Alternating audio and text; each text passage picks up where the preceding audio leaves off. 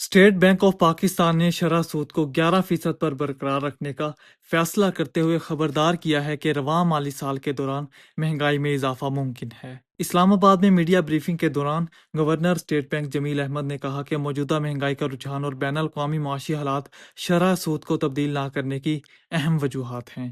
ان کے مطابق گزشتہ سال اشیاء خرد و نوش کی قیمتوں میں کمی کے باعث مہنگائی کی شرح کم ہو کر 4.5% تک آ گئی تھی، تاہم جون 2025 میں یہ شرح بڑھ کر 7.5% تک پہنچ گئی ہے۔ گورنر اسٹیٹ بینک نے کہا کہ توانائی کے نرخوں میں آئندہ ممکنہ اضافے کے باعث مہنگائی کا دباؤ برقرار رہ سکتا ہے اور بعض مہینوں میں یہ شرح 7% سے بھی تجاوز کر سکتی ہے۔ اندازہ ہے کہ مالی سال 2025 میں عمومی طور پر مہنگائی کی سطح 5 سے 7% کے درمیان رہے گی۔